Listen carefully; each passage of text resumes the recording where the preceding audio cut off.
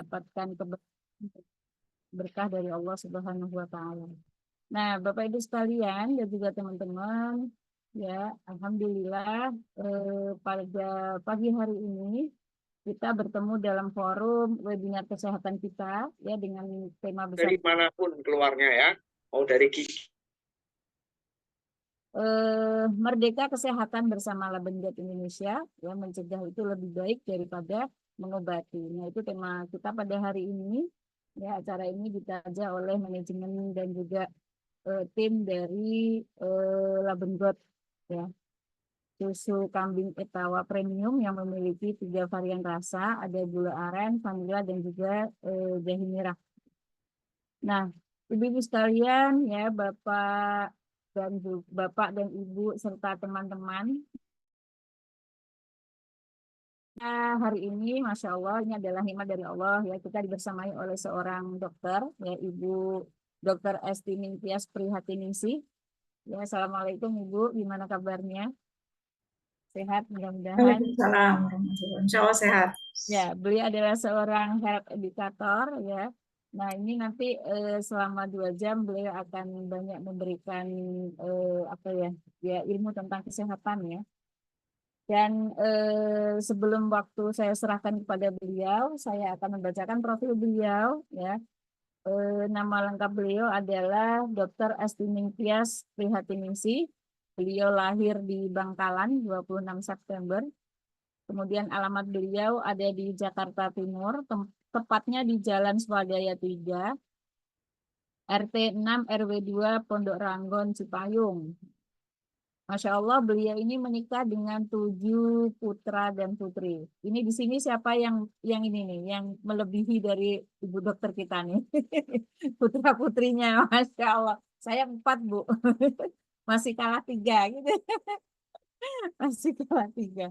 Nah, aktivitas beliau, ya, walaupun beliau itu seorang dokter dan juga seorang ibu dengan putra putri ada 7, tapi beliau juga sangat aktif, ya, dalam aktivitas dakwah. Kemudian beliau juga seorang dosen yang mengajar di salah satu PTS di Jakarta. Juga yang pastinya adalah seorang umun warobatul bait atau seorang ibu rumah tangga. Baik, Masya Allah, ya. Bapak Ibu sekalian, sekali lagi kalau masih ada waktu dan kesempatan, ya, silahkan dicolek-colek teman-temannya, timnya, resellernya, gitu ya, tetangganya boleh, gitu ya, yang mungkin yang belum jadi reseller tapi masih berminat juga boleh, silahkan diajak siapapun, gitu ya, boleh siapa saja untuk ikut dalam forum ini. Kita berbagi ilmu dan juga berbagi manfaat, ya, insya Allah, ya, dengan saling memberikan manfaat maka insya Allah juga Allah akan mengalir pahala kepada kita.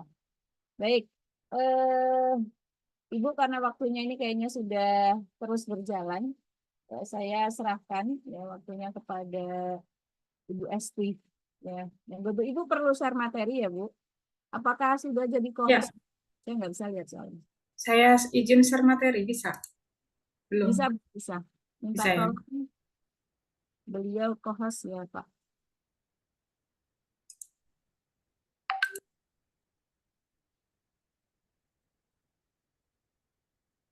Sudah Bu? Sudah bisa Bu? Ya. Ya, silakan. Ya, baik. Suara saya jelas ya?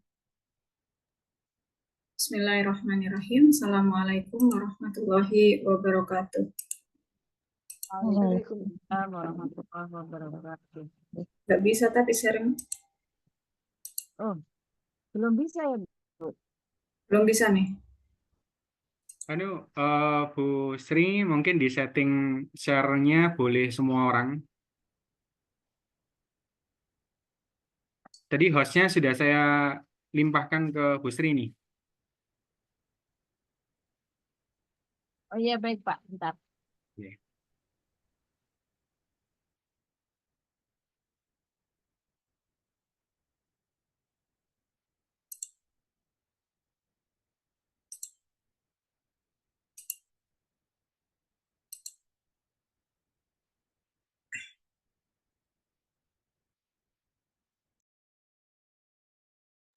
Baik, sambil menunggu ya. Nahmadu wa nasta'inu wa nastaghfiruh wa na'udzu billahi min syururi anfusina may yahdihillahu fala mudilla lahu wa may yudlilhu fala hadiyalah. Asyhadu an la ilaha illallah wa asyhadu anna Muhammadan abduhu wa rasuluh la nabiyya ba'da. Baik Bapak Ibu yang dirahmati oleh Allah, hari ini mungkin izin saya sekedar sharing ya dari beberapa kali saya mungkin mengikuti semacam seminar atau kursus lah istilahnya terkait dengan apa namanya nutrisi fungsional ya. Terkait dengan posisi sekarang ini banyak sekali Sudah Bu, sudah coba. ya,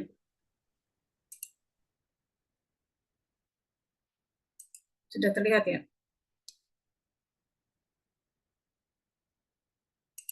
Terlihat sudah terlihat ya screen-nya? Sudah Bu, sudah. Sudah.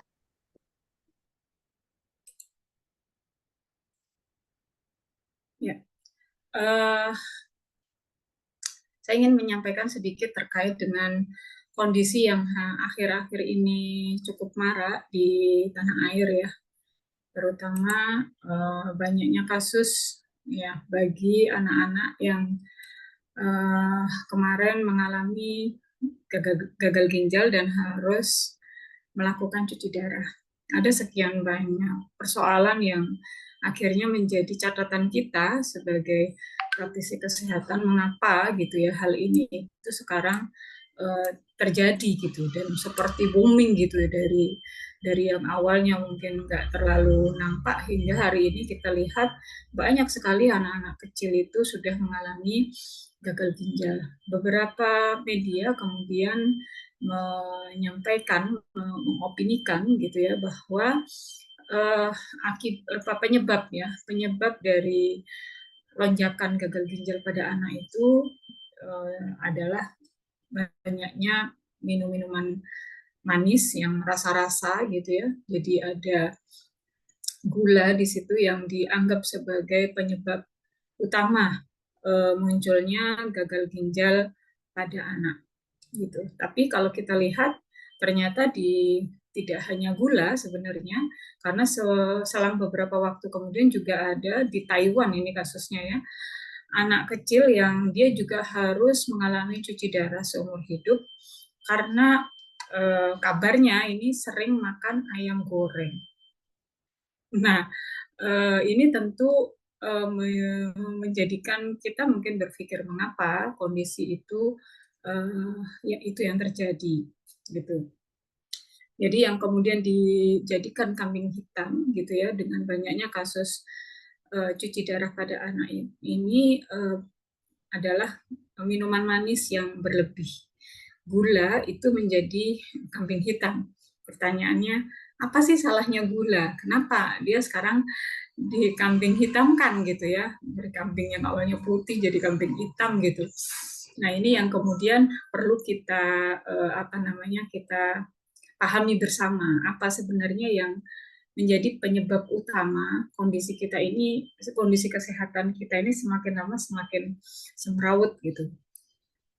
Nah, sebelum masuk ke situ mungkin saya sedikit mengingatkan bahwa di dalam surat Abasa ayat 24 Allah Subhanahu wa taala sudah mengingatkan kita agar kita ini memperhatikan makanan kita meskipun konteksnya pada ayat-ayat ini itu bicara tentang makanan dalam konteks keyakinan akidah bahwa Allah itu ada dan Allah ciptakan semuanya untuk manusia, tetapi kita bisa menarik sebuah hikmah bahwa memang kita ini sebagai seorang manusia kita diperintahkan oleh Allah untuk memperhatikan makanan kita. Fal yanzuril insanu ila ta'amih. Hendaklah manusia itu memperhatikan makanannya. Sehingga persoalan kesehatan itu ketika manusia memperhatikan masalah makanannya, saya kira kalau dia sesuai dengan apa yang diperintahkan oleh Allah, ini insya Allah nggak akan ada gitu. Kecil sekali, walaupun ada itu ya karena memang sudah qada dari Allah dia mendapatkan sakit. Nah, apa kira-kira yang menjadi penyebab? Nah, mungkin saya pada kesempatan ini hanya membahas tiga hal ini yang saya pikir hari ini itu cukup banyak ya terjadi di masyarakat karena ketidaktahuan masyarakat kita, sehingga mungkin penting bagi kita itu untuk mengedukasi masyarakat tentang 3 poin ini. Ya, poin yang pertama saya ambil makanan yang tidak seimbang, kemudian yang kedua adalah jenis makanan yang dimakan, dan yang ketiga adalah kesalahan dalam mengolah makanan. Saya masuk dulu di poin yang pertama, yaitu tentang makanan tidak seimbang. Makanan tidak seimbang ini kalau kita perhatikan sebenarnya kita harus kembali punya gambaran sebenarnya tujuan kita makan itu apa. Itu penting karena tujuan kita makan itu kalau kita hanya berharap kenyang gitu ya, maka kita nggak perlu memilih makanan yang sehat kalau tujuannya hanya kenyang. Tetapi kalau kita perhatikan gitu ya dengan tadi sesuai dengan apa yang diamanahkan Allah di dalam surat Abasa ayat 24, sebenarnya kita kaitkan gitu ya dengan ilmu medis gitu, kita bisa melihat bahwa tubuh kita yang terdiri dari triliun sel gitu hanya akan bisa beraktivitas dengan baik ketika sel-sel yang menyangga tubuh kita itu sehat gitu. Bagaimana kita tahu bahwa sel tubuh kita itu sehat? Ya dia berfungsi dengan baik. Dia bisa menghasilkan energi. Gitu. Dia bisa menghasilkan energi untuk kita dan tidak ada kesalahan di dalam melakukan fungsinya. Nah, dari mana sel tubuh kita itu mendapatkan energi? Tentu gitu ya dari makanan yang kita makan. Maka tujuan kita makan, perspektifnya itu harusnya memberi makanan sel tubuh kita, bukan sekedar kita kenyang. Nah, pola pikir ini perlu kita sampaikan sebenarnya ke tengah masyarakat gitu. Jadi yang bisa menggerakkan kita itu kan karena ada sel dalam tubuh kita. Ketika makanan yang kita makan itu ternyata bukan makanan sel, ya dia tidak akan tidak akan mampu menjalankan fungsinya, gitu. Nah, apa yang menjadi makanan sel? Mungkin ini yang perlu kita clearkan dulu sebelum lanjut pada poin-poin berikutnya. Jadi yang menjadi makanan sel itu adalah pertama glukosa. Sel itu nggak kenal yang namanya jagung, nggak kenal yang namanya sagu, nggak kenal yang namanya nasi, gandum. Dia kenal hanya zat yang namanya glukosa, gitu. Dan itu glukosa ini dia dapat dari sumber karbohidrat yang kita makan. Kemudian makanan sel berikutnya adalah asam amino. Ya, entah itu dari ikan, entah itu dari sapi, entah itu dari tempe, tahu. Yang penting dia tahunya adalah asam amino. Yang itu adalah bagian terkecil dari protein. Kemudian yang ketiga adalah asam lemak. Asam lemak ya. Asam lemak ini beda dengan lemak. Asam lemak yang ini kita dapatkan dari lemak atau minyak yang masuk ke dalam tubuh kita. Kemudian makanan sel yang lain yang itu ada dalam jumlah kecil ini adalah vitamin dan mineral. Pertanyaannya sekarang gitu ya, bagaimana sel itu bisa mendapatkan glukosa, asam amino, asam lemak, vitamin dan mineral ini dari makanan yang masuk ke dalam kita. Tentu ini melibatkan sekian banyak organ pencernaan yang harus bekerja untuk memecah gitu, mencerna, mengolah sampai akhirnya karbohidrat yang kita makan bisa menghasilkan glukosa.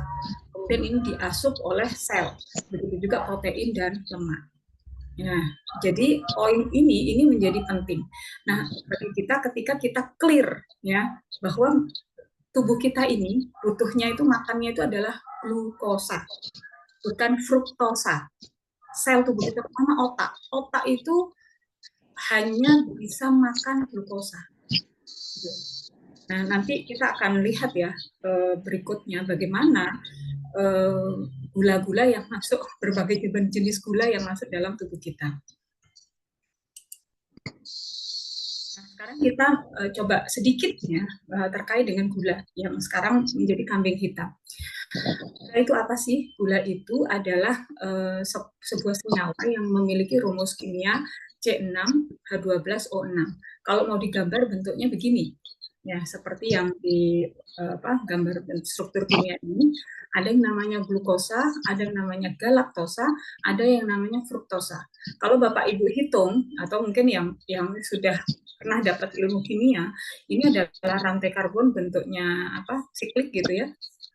Karbon C-nya itu ada 6. Semuanya sama. Rumusnya adalah C6, hanya ada 12, O-nya ada 6. Kalau mau dihitung, sama semua. Tetapi bentuk strukturnya ini berbeda. Nah, sekarang kita lihat. Jadi ternyata gula itu ada berbagai macam. Ada yang berkategori monosakarida. Monosakarida itu adalah satu molekul gula ya, satu molekul gula. Dan ini yang monosakarida ini yang 3 ini. Ada glukosa, kemudian ada galaktosa, mirip, cuman ada perbedaan tempat gugusnya ini OH dan H-nya. Kemudian ada fruktosa. Fruktosa ini rumusnya sama tetapi lingkaran sikliknya beda. Ini 5. Membentuk lingkarannya ini 6. Nah, tentu ini nanti akan ada efek pada sifatnya. Jadi kalau kemudian boleh kita sedikit ya saya mengambil poinnya. Kalau glukosa ini ya kita tahu ada di gula pasir ya. Kemudian kalau galaktosa ini ada di susu. Ya, gula susu. Kemudian kalau fruktosa ini banyak pada buah. Gitu, banyak pada buah. Apa perbedaannya dengan kondisi seperti ini? Kalau galaktosa dan glukosa ini, galaktosa itu karena hampir jarang kita dapatkan di alam, yang banyak itu glukosa dan fruktosa. Nah, fruktosa ini dia itu bukan sumber energi untuk otot dan otak. Jadi sekali lagi ya, glukosa itu bukan sumber energi untuk otot dan otak, karena dia ketika nanti masuk ke dalam tubuh, dia tidak bisa dimetabolisme secara langsung di lambung, tidak bisa langsung diserap, tapi dia harus dibawa dulu ke liver. Kemudian liver ini memecah dulu fruktosa ini dan mengubahnya menjadi glukosa. Baru setelah itu bisa diserap. Jadi ya, ini gambaran dari fruktosa. Kemudian fruktosa ini dia sifatnya lipogenik. Jadi dia itu menghasilkan atau cenderung mengikat lemak. Sehingga kalau dia kebanyakan minum fruktosa, ya lebih cepat gemuk dibandingkan glukosa. Nah, itu sedikit lah gambaran tentang yang monosakarida ini. Kemudian ada disakarida. Nah, disakarida ini adalah gabungan dari dua jenis molekul gula. Ada yang namanya maltosa. Kalau maltosa itu ikatan antara glukosa dan glukosa. Ini yang ada pada gula pasir ya. Kemudian laktosa ini salah tulis, bukan laktosa tapi laktosa. Ini adalah glukosa dan galaktosa. Kemudian sukrosa ini glukosa dan fruktosa. Nah, kebanyakan pemanis buatan itu isinya adalah fruktosa. Sekalipun kalau kita lihat di sini fruktosa sumber alaminya juga ada, misalnya dari jagung. Jagung itu alami ya, fruktosa alami, dan dia lebih manis dibandingkan glukosa. Memang begitu sifatnya fruktosa. Kemudian ada polisakarida atau oligosakarida. Ini adalah rantai panjang ya dari ikatan molekul-molekul gula. Nah, ini yang kemudian membentuk selulosa, pati, atau karbohidrat. Jadi karbohidrat yang kita makan intinya adalah polisakarida, gula dalam rantai yang panjang, dalam jumlah banyak gitu ya. Jadi ketika kita makan, sumber kita adalah karbohidrat karena memang itu yang dibutuhkan oleh sel tubuh kita. Jadi kalau kita lihat glukosa atau gula ini merupakan sumber energi tubuh manusia di samping protein dan lemak, dan ini sumber utama. Karena sel makannya menghasilkan energi dari karbohidrat, dari glukosa. Nah, apa efek dari kelebihan gula dalam tubuh? Nah, ini lebih ke diabetes mellitus. Pertanyaannya sekarang, yang terjadi itu bukan diabetes anak-anak itu. Ya ada, tapi yang kemarin sempat ramai itu adalah gagal ginjal, bukan diabetes. Nah, pertanyaannya ini dari mana ini gagal ginjalnya? Kenapa terus kemudian yang kita kambing hitamkan adalah gula? Ini tentu perlu kita kaji gitu ya supaya kita clear gitu.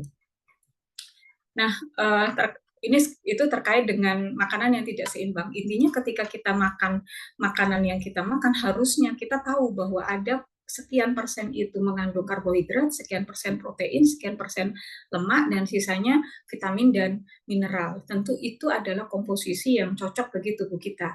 Terlalu banyak pada satu item itu tentu akan memberikan efek yang kurang baik, meskipun gitu ya, tubuh manusia ini adalah tubuh yang didesain sangat luar biasa oleh Allah, sehingga dia masih bisa punya range gitu ya ketika ada kelebihan-kelebihan makanan yang kita makan gitu.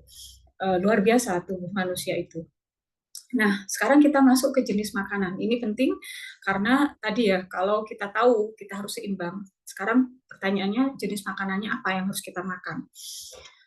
Nah, saya sebelum masuk ke situ ingin sedikit membahas tentang surat Abasa di ayat 27 sampai 32. Ini bukan tafsir, bukan bahasan tafsir, tapi mungkin kita bisa mengambil hikmah ya dari sebuah tafsir yang ditulis oleh Fakhruddin Ar-Razi tentang surat Abasa ayat 27 sampai 32 ini.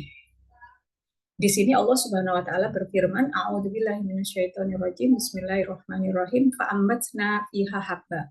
Lalu kami tumbuhkan biji-bijian di bumi, wa inabau wa qatbah, kemudian anggur dan sayur-sayuran, wa zaituna wa nakhla. Kemudian ada buah zaitun dan buah kurma, wa hadaiqa ghulba, kebun-kebun yang lebat, wa fakihata wa abba, buah-buahan serta rumput-rumputan. Mata'an lakum wa li'an'amikum, untuk kesenanganmu dan untuk binatang-binatang ternakanmu. Jadi kalau kita lihat di sini, Fakhruddin Ar-Razi dalam tafsirnya itu sempat mengulik ya di ayat yang ke-27 itu beliau mengatakan bahwa kenapa menarik di sini Allah itu menciptakan biji-bijian itu ditulis pertama kali gitu setelah Allah menurunkan hujan gitu ya. Ayat sebelumnya kan Allah itu mencurahkan hujan, kemudian Allah tumbuhkan biji-bijian. Menariknya, kenapa habba ini yang diungkapkan pertama kali, gitu, bukan ternak, bukan yang lain, gitu. Nah, beliau menuliskan dalam tafsirnya itu menunjukkan bahwa biji-bijian yang ada di muka bumi itu adalah sumber utama makanan manusia. Dan kalau kemudian kita kaitkan dengan yang kebutuhan kita terhadap karbohidrat tadi, luar biasa. Karbohidrat itu kita dapatkan dari mana? Biji-bijian. Gitu. Dari padi. Padi itu kan kategorinya biji-bijian, jagung, gandum, atau ya yang sejenis itu semua adalah kategori biji-bijian. Dan luar biasanya Allah itu menciptakan biji makanan yang itu kecil, ya, bentuknya kecil, ringan mungkin, tapi membuat energi yang luar biasa pada manusia. Sedangkan buah, ya katakanlah kayak semangka, mungkin durian gitu, gede gitu, tapi dia tidak mengenyangkan. Biji-bijian kecil tapi mengenyangkan. Webinar kesehatan. Ya, jadi ini luar biasa gitu. Allah menciptakan biji-bijian ini untuk manusia gitu. Kemudian setelah biji-bijian disebut anggur. Kenapa anggur? Fakhruddin Ar-Razi juga mengatakan karena anggur itu bisa diolah ini udah lagi online. Nanti rekamannya juga bisa menjadi makanan pokok dalam bentuk kismis itu, dan bisa menjadi buah ya, anggurnya. Itu kemudian ada sayur-sayuran. Nah, dan kalau kita perhatikan ya, anggur, sayur, buah zaitun, buah kurma, kebun-kebun yang lezat, buah-buahan, rumput-rumputan, ini semua adalah nabati. Yang terakhir baru kemudian ke binatang-binatang ternak. Nah, ini baru ke protein hewani. Ini bukan tafsir ya, ini hanya hikmah yang kita ambil dari ayat ini. Jadi ini juga menunjukkan tentang sebenarnya kebutuhan manusia itu satu memang pada biji-bijian, kemudian pada sumber-sumber nabati, kemudian yang terakhir baru mungkin protein-protein hewani. Sehingga makanan yang dimakan manusia itu haruslah makanan yang bisa dimetabolisme dalam tubuh. Yang itu harus sesuai dengan algoritma sang pencipta. Jadi ayat ini bagi saya ketika kemarin saya belajar tentang food, functional food ya, makanan fungsional itu, saya melihat ini luar biasa ya kajian terhadap ayat ini dan kondisi kesehatan kita hari ini.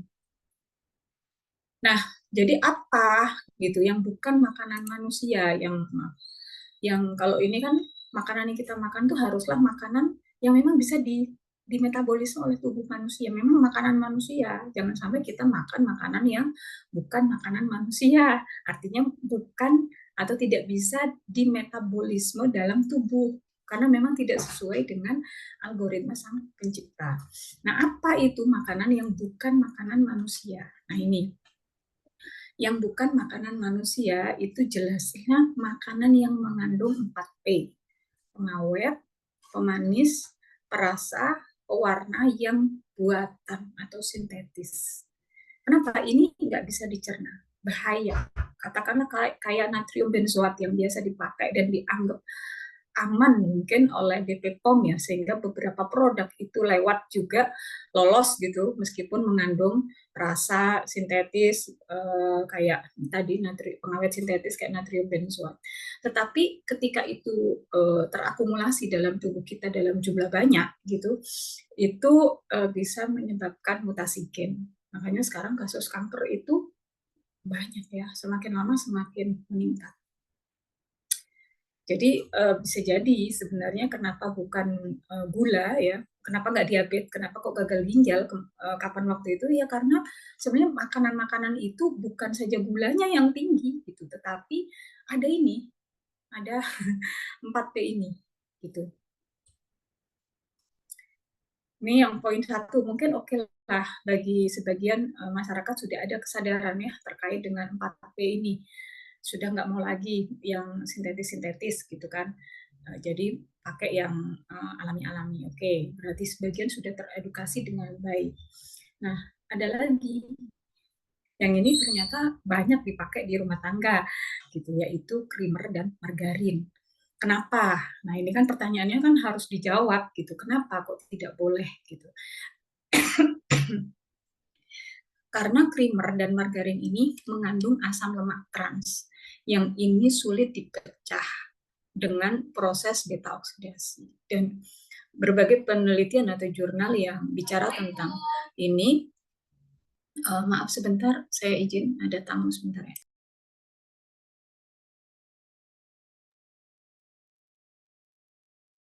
Lempar ya beliau, tapi saya lempar.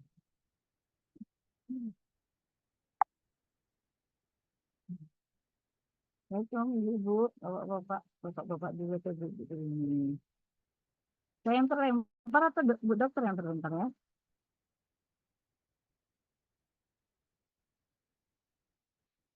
Assalamualaikum.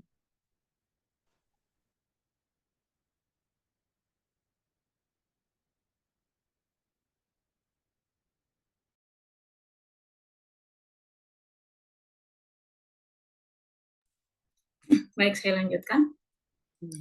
Mengapa creamer dan margarin ini kurang baik? Ini karena tadi ya, dia mengandung asam lemak trans yang sulit dipecah dalam proses beta oksidasi dalam tubuh kita. Dan apa efeknya asam lemak trans ini? Asam lemak trans ini kalau terlalu banyak menumpuk dalam darah gitu, nah, ini akan teroksidasi. Kan darah kita ini membawa oksigen ya. Darah kita hirup masuk ke paru-paru, dari paru-paru kemudian diserap oleh darah gitu. Sementara di darah itu juga ada nutrisi, apakah glukosa, protein, lemak, juga ada di dalam darah. Nah, kalau asam lemak trans ini terlalu banyak di dalam darah dan menumpuk di situ, maka dia akan bersentuhan dengan oksigen sehingga terjadi yang namanya oksidasi parsial. Nah, oksidasi parsial inilah yang kemudian akan memicu munculnya ROS, reaktif oksigen spesies, yang ya boleh dibilang ROS ini adalah semacam gitu ya, pemicu untuk munculnya radikal bebas di dalam tubuh kita, yang radikal bebas itu ketika terlalu banyak itu akan mempengaruhi pembentukan DNA gitu, sehingga bisa terjadi ketika DNA-nya berubah ya dia akan menjadi sebuah keganasan. Nah, atau kalau dia tidak teroksidasi sebagian, dia akan numpuk, ya. Numpuk ini menjadi plak. Nah, plak ini yang kita istilahkan plak ya, dalam bahasa awam itu plak, yang dia mengalir melayang-layang di dalam darah kita. Karena berat, dia akan jatuh sehingga membuat pembuluh darah kita menjadi sempit. Ya, itu yang menyebabkan aterosklerosis, kemudian penyakit jantung koroner, dan berbagai penyakit, termasuk salah satunya kalau plak ini terlalu banyak, plak ini akan menutup reseptor insulin, sehingga reseptor insulin ini istilahnya itu nggak peka lagi ketika ada glukosa lewat, yang harusnya dia ambil, dia serap glukosanya, dia tidak ambil karena tertutup oleh plak ini. Nah, ini juga sebenarnya terjadi pada mereka yang konsumsi makanan lemaknya itu tinggi. Ya. Jadi ini ya untuk yang bukan makanan manusia. Saya lanjut. Nah, poin ketiga, ya, kesalahan di dalam mengolah makanan. Nah, ini juga hari-hari kita dapat, dan saya juga terus terang saya juga baru menyadari setelah ikut beberapa kali seminar terkait dengan food fungsional ini. Ada banyak kesalahan kita ketika kita mengolah makanan ya di dapur gitu, terutama ibu-ibu ya, atau mungkin ya kalau kita lihat sekarang ya jajanan-jajanan di luar yang itu dikonsumsi oleh anak-anak itu rata-rata itu memang di sini poinnya gitu. Salah satunya ya saya cukup sampaikan dua aja. Ini adalah polimerisasi asam lemak. Nah, ini biasanya terjadi ya pada minyak. Minyak itu kan lemak ya. Minyak ini dipakai menggoreng berulang kali, lebih dari 3 kali dengan suhu tinggi. Nah, jadi ini tuh biasanya terjadi pada makanan yang dipanasi berulang kali sehingga terbentuk rasa yang lebih enak. Nah, ini seperti rendang, lodeh, gudeg. Nah, terus gimana solusinya? Nah, bisa dilaksanakan ketika kita bikin rendang gitu ya. Maka bikinlah rendang itu untuk mungkin pada awal membuat sekali, kita buat banyak, kemudian langsung dimasukkan ke wadah yang itu untuk sekali makan gitu. Jadi bukan dalam proses masak rendang banyak, kemudian nggak habis masukin freezer, ya nanti panasin lagi, nggak habis lagi masukin, diangetin, masukin freezer lagi, nggak begitu. Tapi kita bikin sekali, kemudian langsung ditaruh di wadah-wadah untuk sekali makan, sehingga ketika masuk freezer kita cuman ambil satu wadah yang memang untuk sekali makan itu. Ini masih bisa disiasati seperti ini ya untuk polimerisasi asam lemak. Dan saya pikir sebagian besar masyarakat kita hari ini sudah teredukasi lah terkait dengan minyak yang dipakai menggoreng berulang kali gitu, terutama yang suka gorengan itu sebenarnya sudah teredukasi gitu kan untuk tidak menggunakan minyak lebih dari 3 kali. Nah, itu yang polimerisasi asam lemak. Yang kedua, ini ada reaksi Maillard. Ini memang berkembangnya ke beberapa tahun terakhir gitu ya. Ini yang boleh dibilang sebagai reaksi pencoklatan. Ya, ini merupakan reaksi non-enzimatik antara gula produksi sederhana dengan asam amino atau protein dengan adanya pemanasan. Jadi dia non-enzimatik, berarti dia tidak melibatkan enzim. Artinya itu terjadi di luar tubuh kita. Dan reaksi Maillard ini menghasilkan reaksi pencoklatan yang bisa meningkatkan rasa dan aroma. Jadi ini terjadi pada makanan-makanan yang tadi menggunakan pemanasan dalam suhu tinggi, ya seperti memanggang. Ya, kalau kita manggang itu kan pasti di situ ada bumbu kecap. Ya ada mungkin ya kalau kita daging pasti dikasih bumbu, salah satu unsurnya adalah kecap. Kecap itu gula sederhana, gula sederhana kecap itu. Nah, ketika kita olesin kecap gitu ya, kemudian kita panggang dalam suhu yang cukup tinggi gitu, memang kita akan dia harus berubah warna menjadi coklat, akan muncul ya aroma yang menyedapkan, yang lezat gitu. Termasuk rasanya juga mungkin kita akan merasa rasa coklat, rasa yang sedap. Nah, ini yang produk antaranya ini yang kita sebut dengan produk Amadori. Yang ini memang bisa meningkatkan cita rasa ya, cita rasa aroma dan sebagainya. Jadi tampilannya jadi menarik, baunya juga harum gitu ya, rasanya juga enak.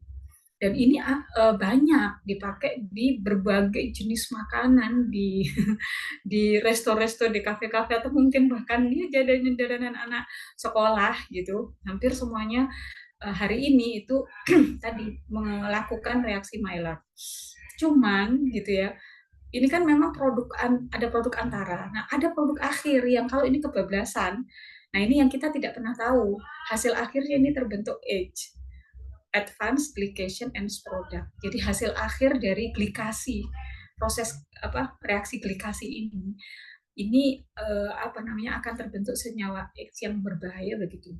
Masalahnya hampir sampai saat ini itu belum diketahui batasannya gitu. Kapan dia menghasilkan X gitu. Nah, ini yang mungkin kita perlu hati-hati. Nah, senyawa berbahaya bagi tubuh hasil dari X itu bisa yang kita sebut ini adalah senyawa kompleks yang tidak dapat dimetabolisme dalam tubuh. Dan adanya X yang banyak dalam tubuh kita itu men-trigger inflamasi. Inflamasi itu peradangan. Kemudian men-trigger kerusakan reseptor sel dan adanya perubahan DNA. Nah, kalau perubahan DNA ini nanti bicaranya sudah ke kanker ya, ke keganasan atau autoimun. Hari ini penyakit autoimun dan kanker itu meningkat tajam. Luar biasa. Kemudian ada senyawa acrolein. Ini adalah senyawa beracun yang dihasilkan oleh pemecahan karbohidrat, lemak, dan alkohol rantai panjang. Dan ini juga sampai hari ini masih diteliti terus. Belum ada batas yang jelas gitu ya di berbagai produk yang diteliti kapan gitu dia ini bisa berubah menjadi senyawa acrolein ini. Karena dalam beberapa jurnal itu antara satu produk dengan produk yang lain itu berubah-ubah dan para ahli belum menemukan batasan yang fix gitu ya terkait dengan senyawa acrolein ini. Cuman memang akibatnya sudah kelihatan jelas bahwa senyawa acrolein ini ketika menumpuk dia akan menyerang DNA dan bisa mengakibatkan kerusakan DNA. Nah, contoh senyawa berbahaya ini adalah dari X ya, itu adalah akrilamid, glisinamid. Ini yang sering disebut-sebut gitu, ada di berbagai produk yang menggunakan reaksi Maillard tadi. Nah, senyawa berbahaya ini dibuangnya melalui ginjal gitu, karena kan tidak dimetabolisme dalam tubuh, nggak dipakai gitu, dan ini dianggap berbahaya. Ketika ini dianggap berbahaya, respon tubuh itu kan ada dua. Satu, kalau dia dianggap berbahaya, dianggap benda asing, maka yang terjadi adalah reaksi peradangan. Muncul sel-sel imun kita menyerang gitu sesuatu ini. Padahal ini itu sebenarnya nggak bisa dicerna. Nah, kalau ini yang terjadi, mungkin akan muncul yang namanya autoimun. Nah, tetapi kalau ternyata dia itu terlalu banyak dan tidak terjadi reaksi peradangan, dia kan otomatis dibuang di ginjal. Ginjalnya nggak sanggup kalau saking banyaknya. Akhirnya terjadi penurunan fungsi ginjal dan inilah yang kemudian menyebabkan yang ya kita istilahkan sekarang itu adalah gagal ginjal. Gitu. Jadi saya sedikit share terkait dengan ini. Intinya banyak sekali makanan-makanan yang hari ini kita makan yang kalau dilihat dari sisi apa yang seharusnya dimakan oleh manusia itu ternyata semua itu bukan makanan manusia gitu. Nah, sehingga akhirnya kita jatuh sakit, butuh berobat, dan kemudian akhirnya manusia-manusia sekarang, kebanyakan masyarakat itu dengan berobat itu dia harus minum obat 1 kresek gitu ya, banyak, dan menjadikan obat sebagai makanan. Ya, mungkin itu sharing saya. Dan terakhir, saya mengingatkan sedikit apa yang disampaikan oleh Hippocrates ya, jangan jadikan makananmu sebagai obat dan jangan jadikan obat sebagai makanan. Mungkin itu sharing saya sedikit, Bu Sri. Saya rasa cukup ya sedikit yang saya sampaikan. Saya kembalikan ke Bu Sri. Ya. Jazakillah khair, Bu. Masya Allah, jadi bingung ini ya mau makan apa gitu. Ada yang japri-japri, wah ini penggantinya apa ini? Ternyata yang kita makan bukan makanan untuk manusia gitu ya. Nah, Masya Allah memang hari ini kita memang mengalami yang seperti itu, Bu ya. Makan makanan yang kadang itu kita buat kue itu ya pakai margarin, tambah pakai susu, tambah pakai gula, toppingnya apalagi gitu ya, semuanya manis ditambah tepung. Makanya wajar kalau umur 40 kayak sekarang sudah ini ya, sudah mau lutut ini sudah agak sakit gitu ya, sudah uh rasanya tubuhnya itu ya sudah tidak fit lagi gitu. Ternyata sebagian besar itu ya memang faktornya adalah makanan.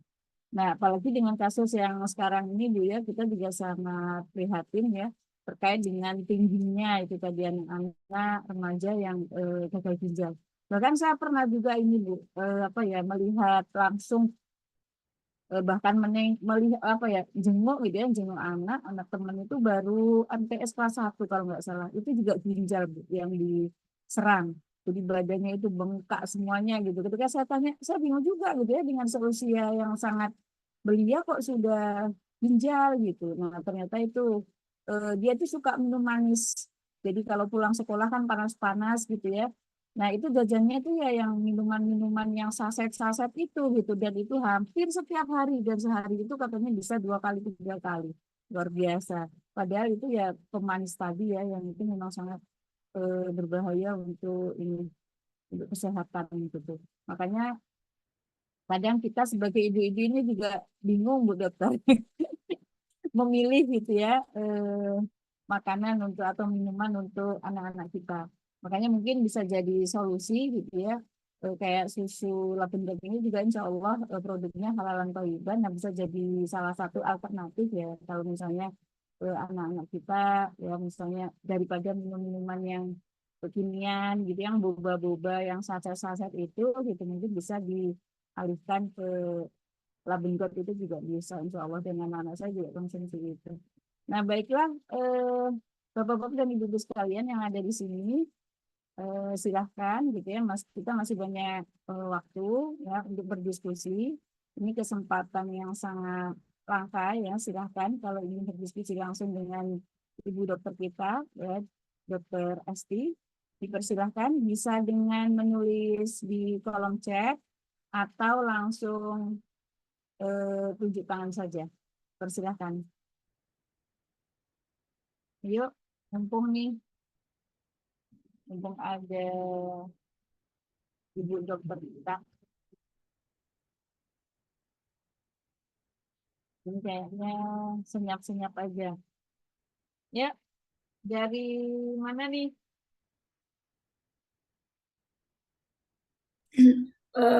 Mungkin saya berikan sedikit contoh ya, glikasi pada masakan ya, yang itu memang sering dimasak di rumah tangga.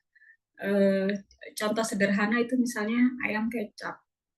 Ayam kecap itu kan protein. Ya, cuman kita bikin ayam kecap itu kan bumbu kita masukkan, termasuk kecap. Nah, baru ayam. Nah, ayam itu protein ketemu kecap di wajan dalam kondisi tinggi, suhu tinggi. Suhunya di atas 70. Nah, itu juga salah satu yang bisa membentuk reaksi Maillard tadi, efek glikasi tadi. Jadi segala jenis yang ketika protein itu nanti ketemu dengan gula, ya apakah itu tadi ya contohnya ayam kecap atau ikan bakar atau mungkin sambal goreng tempe, atau nasi goreng nggak sih? Kalau ada telurnya mungkin tahu bacem mungkin ya. Nah itu termasuk gambaran dari reaksi Maillard yang mungkin terjadi hari-hari ya dalam di dapur kita lah. Nah itu memang sebaiknya diminimalisir gitu, kalau jangan terlalu sering, karena ketika kita sudah banyak makan begituan, terus kita makan di luar, pilihan makanannya juga begitu, sama saja gitu. Nah itu jadi numpuk nanti. Maka kalau bisa di rumah ini memang kita upayakan dapur kita ini memang memproduksi makanan-makanan yang sehat. Tentu untuk sehat itu butuh ilmu ya. Jadi kita memang harus terus belajar mana yang boleh dan mana yang kurang baik bagi kesehatan. Mungkin itu sih tambahannya Bu Sri. Iya. Baik Bu, ini ada yang japri ke saya, pertanyaan titipan. Nah ini terkait dengan ini sendiri nih Bu, kayak gula aren dan susu kambing kayak Labendot ini lah ya, gula aren susu kambing itu kan protein gula dan protein bertemu gitu ya. Nah itu apakah sebaiknya kita masaknya itu tidak dengan air yang di atas suhu 70 derajat, betul ya Bu? Ya betul. Jadi baiknya memang pakai air hangat yang hangatnya itu di bawah 70. Ya, jadi kalau Biasanya juga biasa sering begitu sih Bu, nggak sampai air mendidih gitu kan. Nah memang itu ya harus di bawah 70 derajat ya Bu. ya di bawah 70 itu lebih aman. Memang beberapa jurnal mengatakan itu suhunya 100 gitu. Tapi kita kan nggak pernah tahu ya apa yang reaksi kimia yang terjadi pada makanan itu. Jadi diambil aman itu ya di bawah 70. Atau kalau misalnya mau bikin semacam kayak tadi ya, sambal goreng tempe misalnya, itu pemberian kecapnya itu setelah keluar dari wajan. Nah, diangetkan sedikit baru tambah kecap.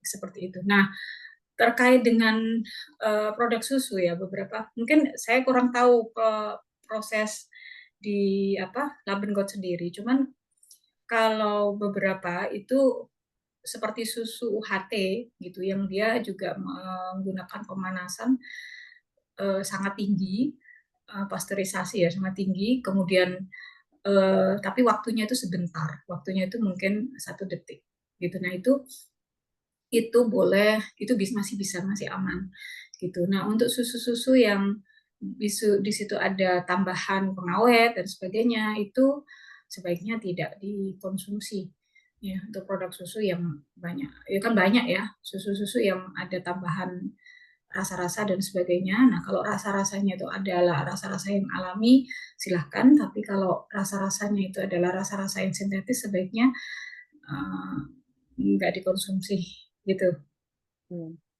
Kalau itu Bu, makanan-makanan apa saja yang mengandung senyawa ags itu ya, argisan acrolein. Nah, itu masalahnya kan tidak bisa dilihat gitu. Jadi proses pertama itu reaksi Maillard tadi. Dari reaksi Maillard itu memunculkan, menghasilkan yang namanya produk Amadori tadi. Yang produk Amadori ini bikin baunya harum, baunya rasanya lezat, warnanya coklat gitu. Nah, baru setelah itu hasil akhirnya, nah ini yang tidak terdetek gitu. Maka memang ada baiknya meminimalisir gitu cara memasak yang menghasilkan reaksi Maillard. Karena kan kita ketika mungkin kita di luar atau kita makanan beli, kita tidak pernah tahu kan kemungkinan itu terjadi reaksi Maillard ketika kita makan. Maka yang di rumah yang masih bisa kita ikhtiarkan ya kalau bisa kita tidak sampai memasak makanan dengan proses yang menuju ke reaksi Maillard tadi. Jadi itu yang mungkin bisa kita lakukan. Kalau senyawanya sendiri itu senyawa X-nya itu ya memang harus nggak bisa nggak bisa itu terjadi di akhir di dalam tubuh kita gitu, yang tidak bisa kemudian ini sejak awal diketahui sejak awal gitu. Baik Bu, terima kasih. Nah ini ada pertanyaan di kolom chat Bu dari Ibu Isro. Ya. Pertanyaan beliau itu, creamer itu dari apa Dok?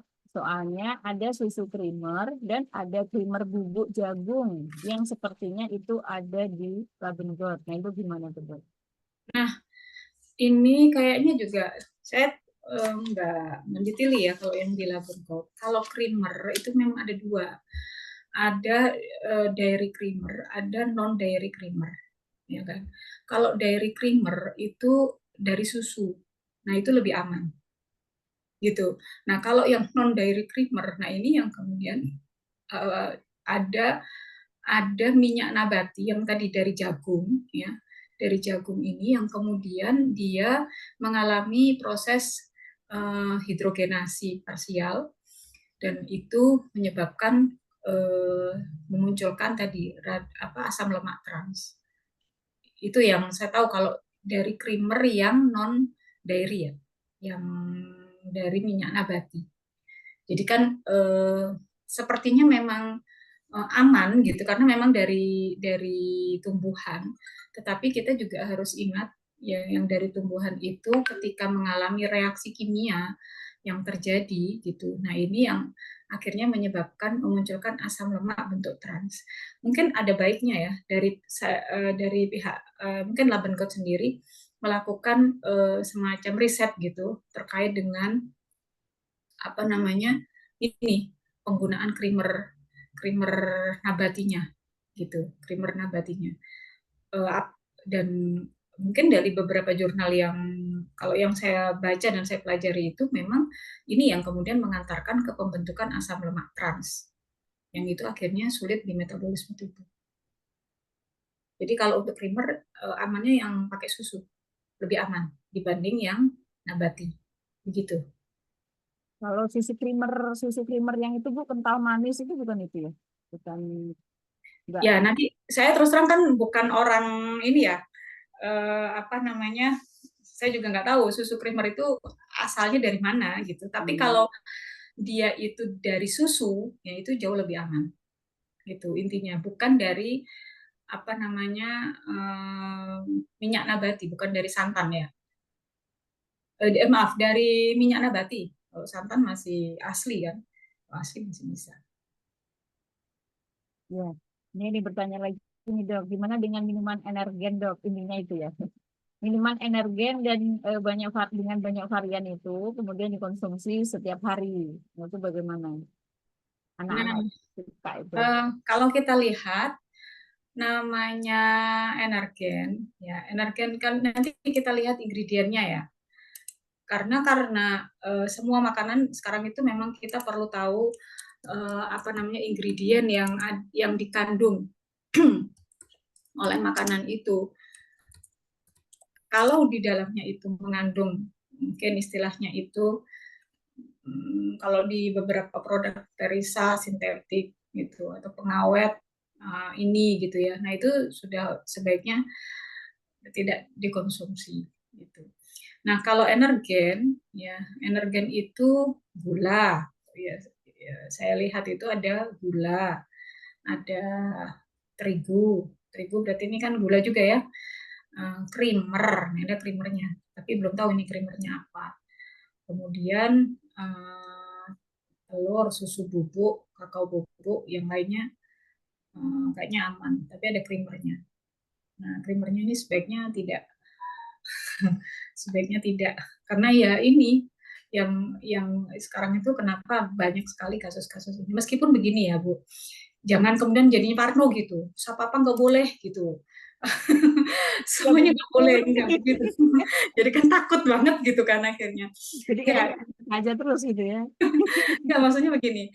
Jadi Allah itu sudah merancang tubuh kita itu sedemikian besar, sedemikian luar biasa. Gitu. Dan tubuh kita ini bisa didekati dengan berbagai macam pendekatan terapi apapun gitu. Ada yang mungkin dengan terapi lintah dia sembuh, ada dengan medis dia sembuh, ada dengan nutrisi dia sembuh, ada pokoknya tubuh kita ini memang luar biasa didesain oleh Allah gitu. Nah, termasuk tubuh kita itu memiliki ketahanan terhadap berbagai macam racun dan hal-hal yang tidak bisa di metabolisme tubuh itu luar biasa. Hati itu, liver kita itu, dia masih bisa berfungsi normal sekalipun 2/3-nya rusak. Berarti kalau sudah sampai kena liver, itu kan berarti rusak banget gitu. Tapi dengan 1/3 itu dia masih bisa berfungsi mengcover semua kerja makanan yang kita makan itu masih bisa berfungsi.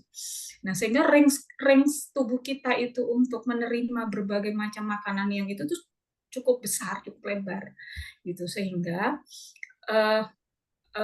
yang dibutuhkan dari kita itu adalah bersikap bijak. Bijak itu artinya apa? Bijak itu ketika dia sakit, ya berarti kondisi tubuhnya tidak sedang baik-baik saja. Berarti dia semua makanannya harus dipantang yang tadi tuh. Misalnya dia kena kanker, otomatis itu semua harus dipantang. Gitu, harus disiplin kalau dia mau sembuh. Kemudian kalau dia kondisinya sedang fit, ya bolehlah, gitu kan. Asal jangan terlalu sering, kan begitu. Kan kita masih punya range tubuh yang tadi yang saya katakan cukup lebar gitu. Jadi boleh kita makan minyak, kita makan gula, kita makan apa, memang itu makanan kita. Bukan berarti ketika saya sampaikan begini terus semua nggak boleh, tidak. Justru semua itu diciptakan oleh Allah untuk kita. Tinggal kita bijak menggunakannya, tidak berlebihan. Itu saja sebenarnya. Nah, apa namanya, kalau dia anak-anak ini ya, anak-anak itu kan sebenarnya kita harapkan dari sisi aspek sebagai generasi, sebagai penerus kita. Maka kita tentu harus berpikir ke depannya, jangan sampai dengan kebiasaan makan dia mulai kecil ini yang kurang baik. Misal, saya juga kemarin baru dapat gambaran ya, kita bikin telur karena cepet-cepetan bikin bekal anak. Misalnya, orang tuanya sering bikin telur dadar. Ya, kan cepet itu, paling cepet lah di antara yang lain kalau saya lihat, dan paling enak gitu kan. Juga disukai. Ternyata ada rahasia ketika Allah itu memang membuat telur itu sedemikian rupa. Kuning telur dan putih telur tidak bersatu. Nah, tapi oleh tangan manusia dicampur ini dalam kondisi mentah. Nah, ini tentu punya akibat, punya efek gitu. Jadi kalau kita lihat ini sebenarnya tidak boleh dicampur dalam kondisi mentah. Jadi kalau mau bikin telur dadar, dipisah dulu nih putih sama kuningnya. Putihnya dulu dimatangkan di wajan, bentuk sudah berwarna putih gitu ya, baru kuningnya masukin dan diaduk di wajan. Kan itu sudah tidak bercampur antara kuning dengan putihnya. Diaduk di wajan, kemudian dilebarin di bentuk dadar. Nah, itu masih bisa disiasati begitu. Nah, cuman kan ada efek gitu kalau kita makan kuning telur dengan putih telurnya, karena putih telur itu dia mengandung kaya dengan albumin gitu ya. Sementara kalau putih telur itu dia banyak mengandung kolesterolnya tinggi kan. Nah, sehingga ketika dicampur ini nanti akan mengakibatkan ikatan yang sangat kuat gitu antara tadi ya senyawa yang ada di avidin dan biotinnya itu yang ada di kuning dan putih telur itu, dan ini ketika kuat ikatannya itu ternyata tidak bisa dicerna oleh tubuh gitu. Nah, anak-anak kita, mungkin kesalahan kita juga termasuk saya, itu kan ternyata karena kebiasaan sehari-hari dianggap itu boleh gitu, sehingga ketika mereka dewasa mereka mengulang lagi kebiasaan itu. Konsumsinya jadi terus-terusan, kecilnya sudah dikasih begitu, gede juga begitu. Meskipun tadi saya katakan range-nya lebar, tapi kalau kemudian makanan yang lain itu juga masuk, nah ini yang kemudian kita khawatirkan. Oleh karena itu, bagi anak-anak, kalaupun minum boleh, tapi jangan tiap hari, jangan terlalu sering. Kalau yang tiap hari itu tolonglah kasih makanan-makanan yang memang makanan manusia gitu, yang memang bisa dipecah oleh tubuh kita. Mungkin itu ya kalau untuk anak-anak. Ya, Bu. Berarti Bu kurang tepat juga ya kalau misalnya kita sakit gitu. Kan banyak sekarang kalau kita berobat ke dokter itu, dok maaf ini pantangannya apa? Oh nggak ada pantangan gitu. Nah kalau seperti itu gimana? Misalnya bahkan kalau ini kita diskusi sama orang yang memang dia penyakit serius gitu dok. Cuman ketika kita tanya makan pantangannya apa? Itu ya dijawabnya pokoknya nggak ada pantangan selagi mau hajar aja gitu. Nah itu kurang bijak juga ya. Ya, yang penting selama nggak ada pantangan itu yang makanan manusia nggak ada pantangan mungkin. Yang tadi ya lepas dari Nah, kita perasa dan sebagainya. Nah, kalau gini kan kadang-kadang kita ini berpikirnya agak-agak ekstrim ya. Sebagian masyarakat kita itu misalnya karena dia diabetes, oh kebanyakan gula nih, berarti ganti gulanya, gitu kan? Ganti gulanya, jangan pakai gula pasir, ya kan? Pakainya gula yang lain ya, gula yang lain yang akhirnya sebenarnya itu adalah fruktosa. ya, bukan jenis glukosa. Memang betul ketika dia makan gula itu, kemudian dia cek darah, emang nggak naik gitu, karena kan dia fruktosa gitu, nggak masuk dalam, maksudnya dalam darah kita tidak teridentifikasi sebagai glukosa gitu, sehingga ketika kita cek darah ya dia aman-aman saja gitu. Nah, tetapi tadi ketika akhirnya dia sering makan yang mengandung fruktosa tadi, efeknya itu ke liver, kerja livernya jadi sangat berat, dan juga apa namanya, asupan untuk apa namanya, makanan sel otak itu juga berkurang, menurun, karena fruktosa itu kan harus dipecah dulu, diubah dulu oleh liver menjadi glukosa, gitu baru bisa dimakan, dan itu kan butuh waktu, livernya kerjanya menjadi lebih berat. Nah, sehingga atau mungkin ada sebagian yang ya diet apa tuh, karbo, nggak makan apa, nasi misalnya, nggak karbohidrat dan sebagainya. Berarti kan dari mana dia dapat asupan glukosa? Ya cuma dari lemak dan protein gitu. Jadi apa yang dilakukan? Dia memecah lemak-lemak yang sudah ada di dalam tubuh sebelumnya, dipecah sehingga tubuhnya menjadi kurus. Oke, pada beberapa orang cocok, memang saya katakan manusia itu punya range-nya tuh range berat tubuhnya itu cukup besar ya. Sehingga sebagian mungkin ada yang sembuh dengan begitu gitu kan. Cuman kan kita perlu, sekali lagi perlu apa namanya, perlu bijak gitu. Kasihan gitu. Sel tubuh kita ini harus bekerja lebih keras gitu ya, hanya karena kita pantang dengan makanan-makanan yang sebenarnya bukan di situ poinnya gitu. Poinnya itu ya tetap di poin makanan seimbang, yang memang itu adalah makanan yang dibutuhkan oleh tubuh dan bisa dicerna oleh tubuh kita. Poinnya di situ. Kalau itu Dok, produk misalnya kayak stevia dan tropicana slim itu gimana itu? Apakah masih aman Dok?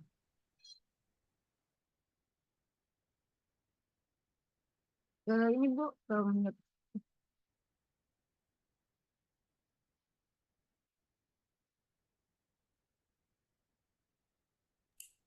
Ya, apa tadi, gula stevia ya? ya sama tropicana slim. Ya, kalau setahu saya yang stevia yang aman ya. Stevia yang aman. Tropicana slim saya belum begitu perhatian. Kalau Tropicana slim dilihatnya dari ininya apa ya?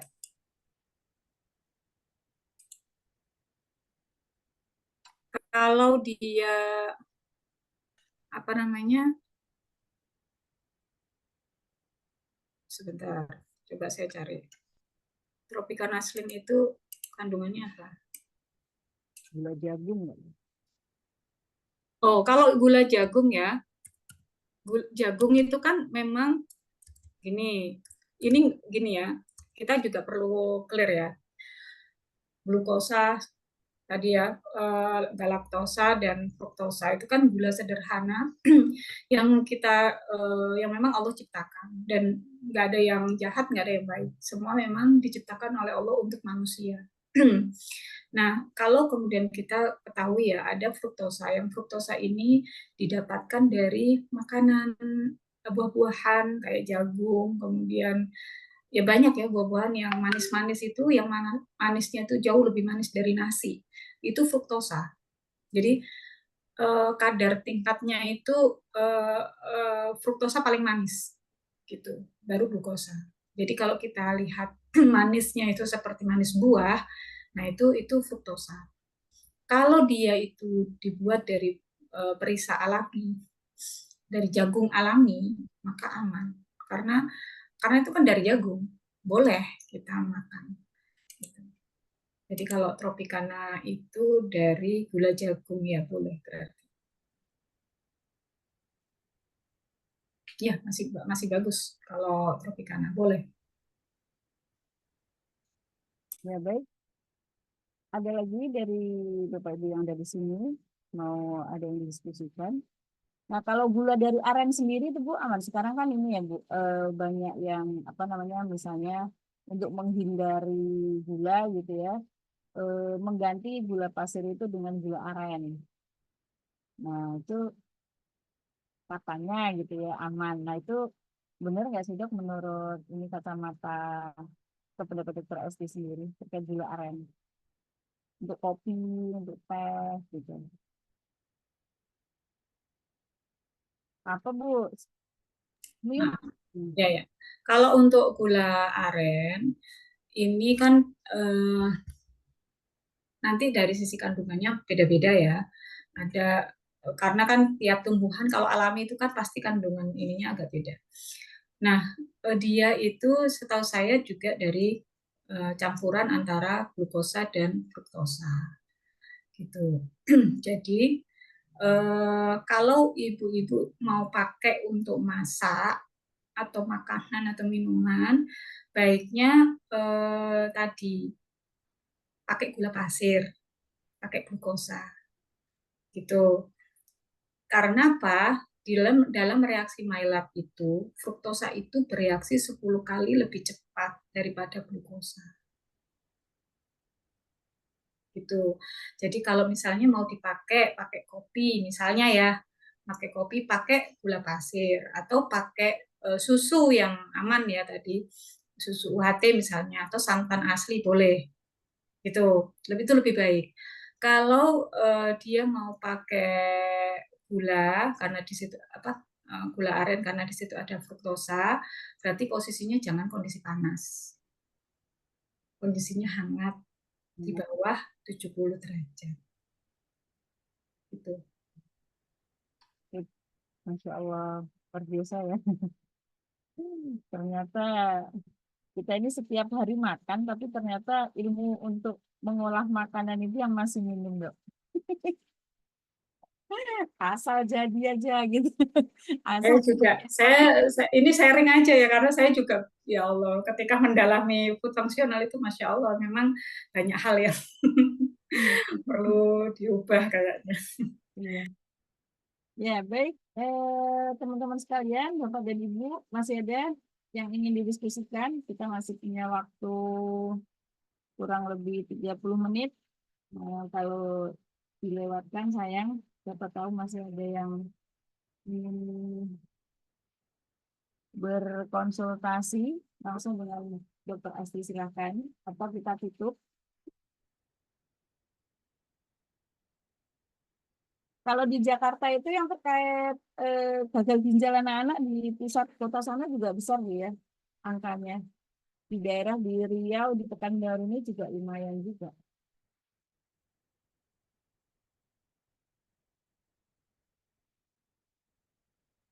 Bu, ulangi.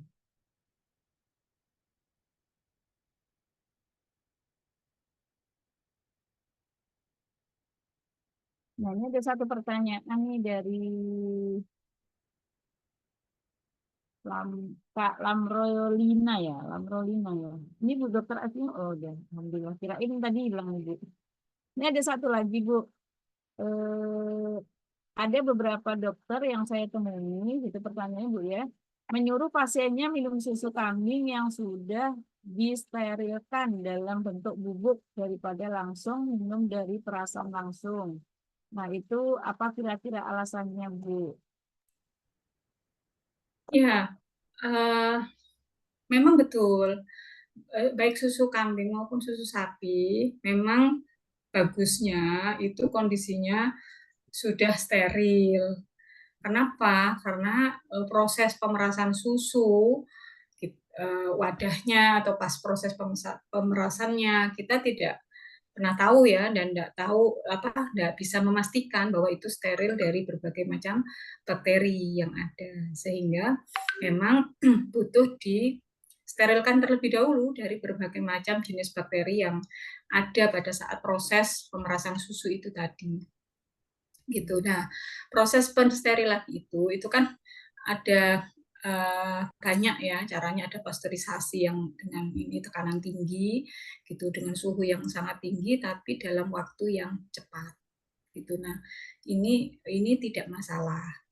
Jadi ada kan kalau nggak salah perubahan dari susu apa tuh cair menjadi susu bubuk itu kan pada beberapa tempat yang dengan teknologi yang sudah ada itu menggunakan alat yang itu dilakukan dalam proses yang cukup cepat gitu, hanya beberapa menit gitu, jadi nggak sampai jam-jaman.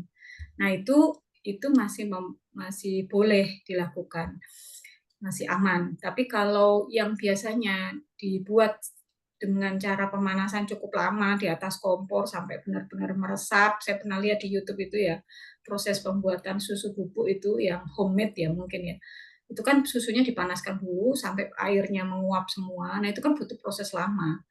Nah sementara susu itu ada proteinnya dan ada gulanya. Nah, sampai kering kemudian dijemur gitu. Nah itu yang kurang bagus. Jadi yang bagus itu yang memang menggunakan teknologi yang tekanan tinggi, suhu tinggi dalam waktu yang cepat.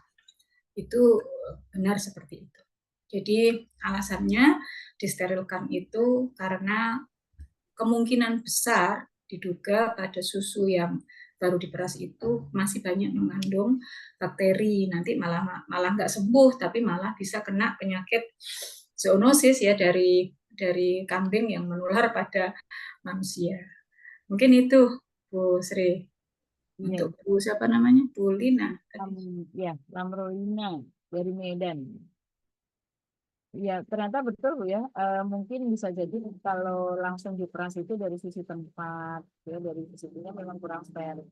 Tapi kadang itu kalau di masyarakat itu Bu malah ya menganggap ini ya yang diperah langsung itu yang lebih bagus ya, terlepas dari tempatnya tadi mungkin Bu ya, tempatnya yang harus diperhatikan gitu.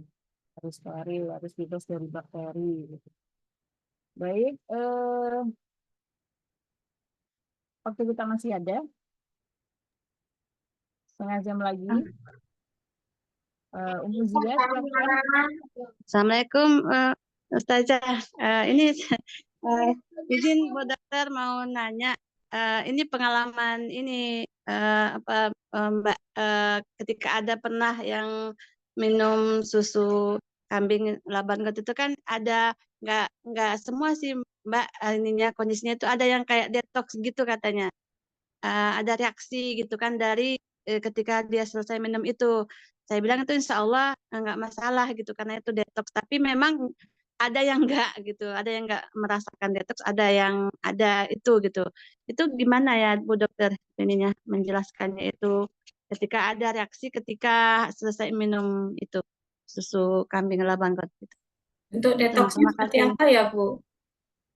Ada yang kayak dia kok kayak saya pusing ya gitu. Habis minum kok kayak pusing gitu, minum itu habis minum itu gitu dia rasa gitu. Terus ada lah pernah juga yang rasa dia kok kayak rasa mual gitu kan. Jadi saya pikir apa nanti akhirnya dia khawatir minum selanjutnya gitu dong. Apa karena saya apa ya saja.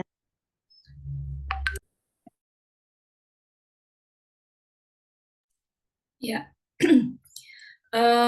setahu saya ya Bu ya, namanya detox itu berarti ada detoksifikasi itu berarti ada sesuatu racun yang dikeluarkan dari tubuh kita. Biasanya ya macam-macam ya bentuknya. Ada yang dia diare, mungkin ada yang mungkin kayak gatal-gatal kulitnya apa macam-macam lah bentuknya. Nah, kalau untuk detoksifikasinya labengot mungkin Bu Sri ya bisa jawab sepertinya. Apakah memang ada efek begitu gitu? Silakan Bu Sri mungkin. saya juga belum dapat ininya sih Bu, yang kasus yang seperti itu gitu. Cuman mungkin apa ya? Ini sih baru ngeh juga sih, mungkin dari cara penyajian mungkin yang tadi yang bagusnya kan amannya di bawah 70 derajat ya, mungkin dari sisi itunya sehingga menimbulkan efek samping bisa jadi mungkin ya, karena saya juga belum terlalu ini gitu. Nah, nah ini mungkin yang juga ilmu baru gitu ya bagi saya sendiri juga gitu. Ternyata ya kalau insya Allah kalau Labengot itu susunya 70% lebih banyak dibandingkan dengan merek-merek yang lain. Karena merek susu kambing itu juga banyak ya di pasaran dengan harga yang jauh lebih murah. Ada yang di bawah 50-an itu juga ada, bahkan di bawah harga 30 pun ada. Cuman ya kalau saya sendiri memang nggak doyan gitu karena manisnya itu luar biasa, lebih banyak creamer daripada susunya gitu.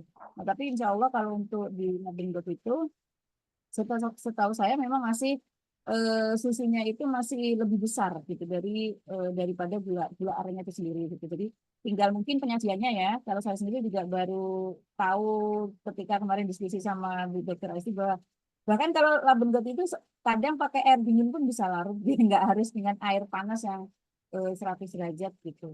Nah mungkin dengan cara penyajian yang tepat gitu ya, mungkin untuk apa ya, untuk orang-orang yang memang tubuhnya tidak pas atau tidak ini dengan susu, nanti bisa diminimalisir. Kalau yang seperti kasus tadi sih terus terang saya belum belum menemukan ya. Nanti coba saya ini lagi ya, kita kita diskusi lagi dengan pihak pabrik gitu ya untuk mengetahui lebih lanjutnya gitu. Ya, ada yang lain? Ya, saja syukran. Jazakallah khair. Nah, ini juga ada dari Kak Lamroni, Kak, alah, susah kali Kak Lina aja lah. Nyebutannya susah namanya. Ini dari Kak Lina tadi, saya pernah dapat pelanggan yang seperti itu, ya pelanggan yang gitu. Cuman kayaknya si pelanggan lagi asam lambung, tapi terus aja diminum lama-lama sembuh. Nah, ini juga ada. Nah, memang kalau susu kambing Lavender ini sangat baik juga untuk ini orang yang lambung. Banyak juga sudah yang menyampaikan gitu ketika belum konsumsi susu itu apa ya lambung itu bermasalah gitu, tapi ketika minum susu ini katanya adem gitu ya, perutnya itu adem, panas lagi, itu tidak banyak sih insya Allah. Cuman mungkin yang harus kita ingat dan juga kita edukasi ke bawah kepada pelanggan kita, kepada itu tadi cara masaknya gitu ya, jangan menggunakan air yang di atas panas 70 derajat. Jadi pakai air hangat-hangat itu saja gitu untuk melarutkan susunya. Insya Allah sudah larut kok. Dan bahkan saya pernah coba juga tadi pakai air dingin juga larut gitu, biar lebih aman. Baik, kayaknya sudah tidak ada diskusi lagi nih, Bu Dokter. Kita tutup gitu ya. Mudah-mudahan nanti di lain kesempatan gitu ya, di bulan depan kita bisa bertemu lagi. Insya Allah kita agendakan untuk webinar kesehatan ini setiap bulan gitu ya. Nanti kita ambil momen-momen yang sesuai dengan itu. Insya Allah nanti bulan September kita ingin ibu mengulik tentang penyakit jantung atau penyakit apa gitu ya. Nah nanti mudah-mudahan eh, Allah mudahkan lah ya segala rencana kita dan juga segala harapan-harapan kita. Baik, terima kasih ya jazakallah khair kepada Ibu Dokter Esti yang sudah meluangkan waktunya di tengah jadwal yang sangat padat, ya Bu ya. Masih bisa meluangkan waktunya untuk kami ya, untuk tim di Labendot. Mohon doanya gitu ya, semoga kita mampu memberikan produk yang terbaik gitu ya untuk masyarakat, yang halal thayyiban yang bisa bermanfaat untuk kesehatan umat gitu ya. Dan juga terima kasih juga kepada Bapak Ibu sekalian, teman-teman sekalian ya. Apa yang kita dapatkan hari ini ya silakan di-share kepada teman-teman yang lain atau kepada para pelanggan kita ya. Mudah-mudahan ini menjadi kebaikan ya, dan ini juga menjadi apa ya, ya bisnis yang berkah lah insya Allah. Nah, cukup sekian gitu ya. Apakah ada closing statement Bu atau langsung saja saya tutup?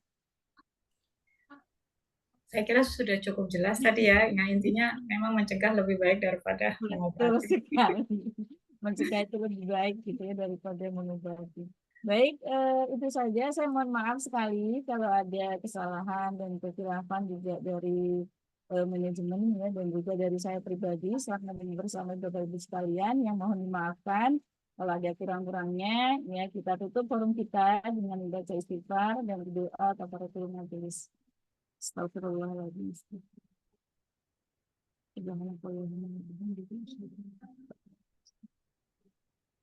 Ya, Afan Minkum ya, selamat bertemu kembali ya, insya Allah ya di bulan depan ya.